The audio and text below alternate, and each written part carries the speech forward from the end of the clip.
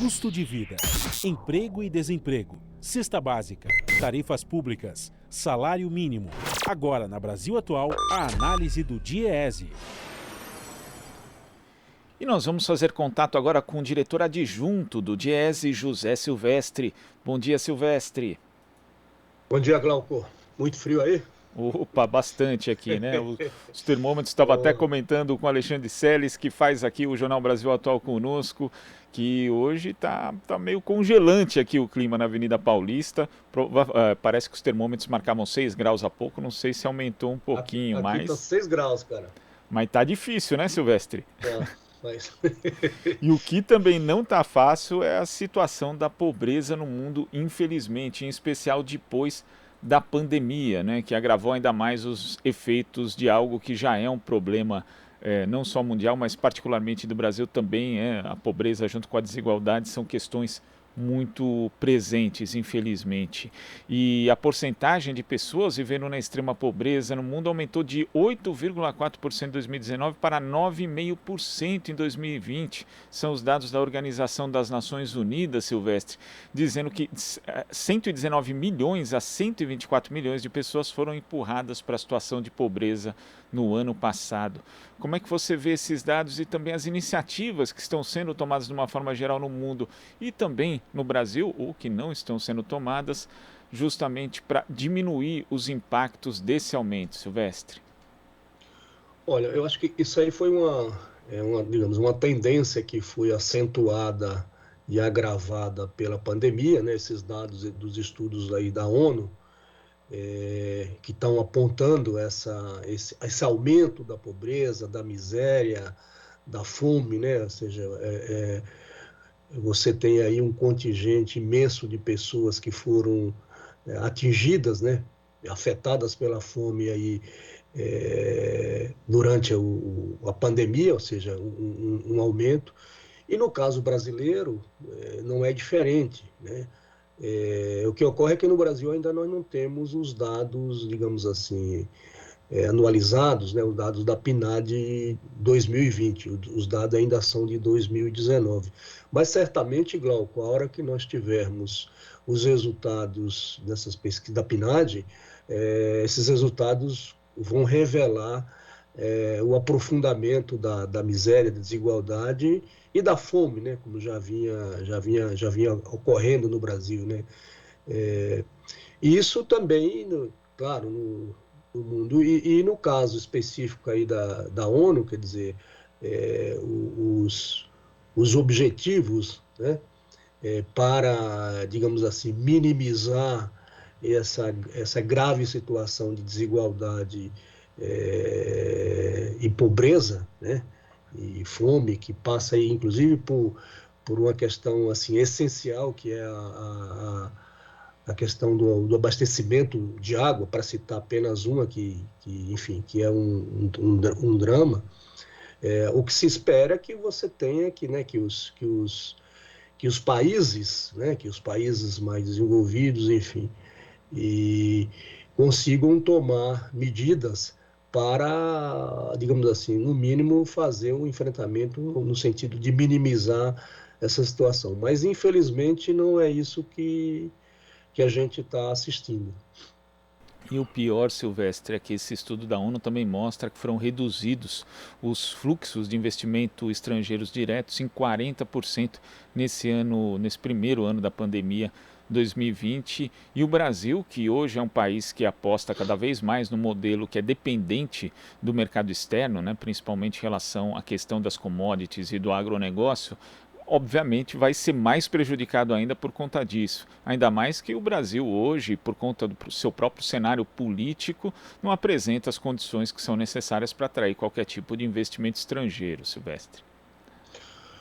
Sim, a questão do investimento é um problema, né? Porque como você frisou, quer dizer, essa redução do fluxo de investimento direto aí nos países em desenvolvimento, particularmente no Brasil pela situação que vive, né? Que na verdade, digamos assim, afugenta, né, os investimentos externos. Isso se agrava, né? Porque Se você tem essa retração nos investimentos, isso tem um impacto direto na economia, enfim, nas atividades econômicas, na renda, no consumo, enfim. E isso acaba, digamos assim, prejudicando, né, e agravando uma situação que já era difícil. Agora, voltando ainda, Glauco, a questão da desigualdade, da pobreza, lembrando que a pobreza, né, a desigualdade, a miséria, a fome, ela tem, digamos assim, tem endereço, né? Ou seja, no nosso caso, no Brasil, você tem, e sobretudo aí se a gente fizer um recorte por faixa etária, né, você tem aí no Brasil, que é um problema sério, né, que é a situação de pobreza, de miséria, de crianças e adolescentes também, né, que é uma faixa etária, que é uma parcela grande da população brasileira, para a qual precisa ser, digamos, olhada com mais cuidado, né? Mas o que a gente tem visto, e claro, isso já vem de antes, né? Já vem, os dados têm mostrado que desde, por exemplo, a partir de 2015, 2016, sobretudo, ali essa situação tem se agravado e se aprofunda, né, com a pandemia. Vamos esperar aí os dados como eu falei, da PNAD para ver qual, digamos assim, os resultados e o estrago mais ainda causado pela própria pandemia.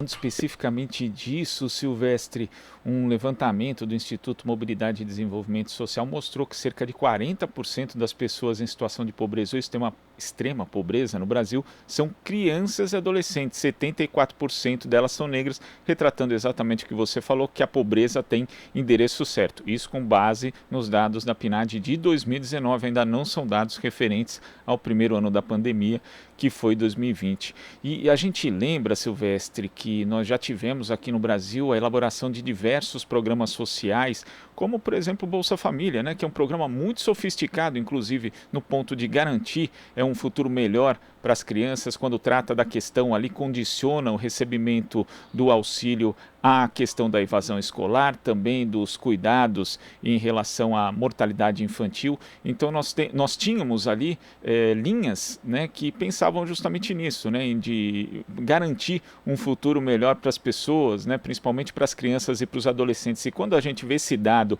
e também lembra que não existe nenhum tipo de discussão, de elaboração de política social voltada para essa camada da população, eu acho que é simbólico do abandono que um segmento muito grande da sociedade brasileira vive hoje em relação ao Estado, Silvestre. Sim, exatamente. Você tem aí, quer dizer, digamos assim, as duas pontas, né? As pessoas, as crianças e adolescentes, e na outra ponta as pessoas os chamados idosos, né? O que ocorre, Glauco? Eu acho que é bom a gente resgatar o papel, né, e a importância que teve e tem a Constituição Federal de 1988. Né? Quer dizer, muitos desses programas, dessas políticas públicas que foram implementadas no Brasil, né, elas se devem à Constituição de 88, que, diga-se de passagem, né, enfrenta um processo de desconstrução, né? É claro que as políticas públicas elas estão muito relacionadas aos projetos de governo, né? E como você lembrou, no período recente aí do começo dos anos 2000 para cá, nós tivemos, de fato, um conjunto de políticas públicas nas mais diversas áreas, e esse conjunto de políticas permitiu, né, que você tivesse uma melhora, né, no ponto de vista da nossa desigualdade, que é imensa, né, e digamos assim, das políticas, dos programas de transferência de renda foi esse que você mencionou, que é o Bolsa Família. Né? É muito importante, porque inclusive é um programa que está, digamos assim, linkado, associado com a questão da permanência, por exemplo, das crianças na escola, enfim. Agora, infelizmente, essas políticas públicas elas têm sido, digamos assim, muitas delas ou eliminadas ou, digamos, reduzidas do ponto de vista dos recursos, né, orçamentários para essas políticas. E a gente sabe qual é o resultado disso. O resultado disso é o que a gente está vendo aí, ou seja, é aumento da desigualdade, aumento da pobreza, é a volta da fome, né? E aí, só para concluir, eu acho que, como eu falei, a outra ponta, que são as pessoas idosas, né? Aquelas que, por exemplo, que recebem o benefício de prestação continuada, né? Isso também fruto da própria Constituição e de políticas implementadas. Você tem aí mais de 4,5 milhões de pessoas que estariam, digamos, nessa condição, né, acima aí dos 65 anos, que recebem esse BPC.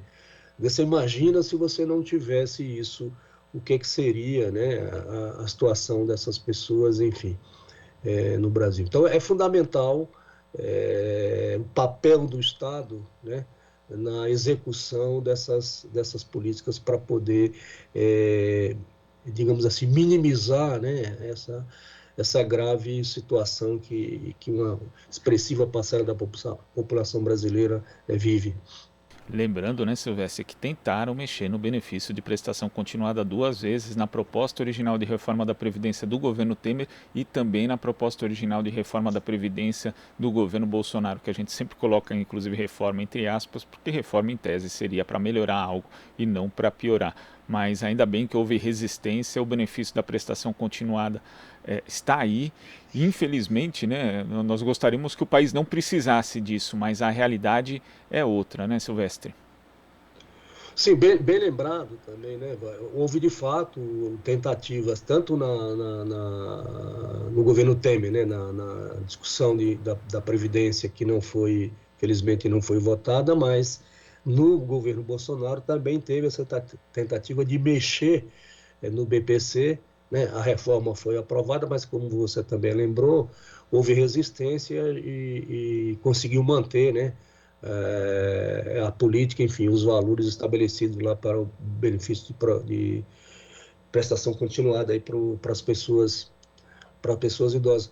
E é isso, né, Carlos? Se você tivesse um país que tivesse um outro projeto, né, de desenvolvimento, né, que tivesse preocupação, né, com as políticas econômicas, que contemplasse as políticas de emprego, né, e você tivesse, de fato, um país com crescimento, com desenvolvimento econômico, com um outro perfil de distribuição de renda, evidentemente que sempre você vai precisar do Estado, né? Não tem, enfim, mas você não precisaria tanto, digamos assim, desses recursos por parte do governo, enfim, para essas políticas. Você poderia estar, né, tendo emprego, né? Nós já tivemos, num período recente, uma situação, todos nós lembramos aqui, de uma situação de emprego muito mais favorável, né? Chegamos a ter baixíssimas taxas de desemprego, né? E isso foi, digamos assim, isso estava traduzido na melhora da situação do país e, portanto, da sua população. Silvestre, muito obrigado pela sua participação aqui no Jornal Brasil Atual e até a próxima, espero que com menos frio, né? Bom dia, vamos lá, vamos torcer para isso. Bom dia. Conversamos aqui com o diretor adjunto do Diese, José Silvestre. Você está ouvindo Jornal Brasil Atual. As notícias que os outros não dão.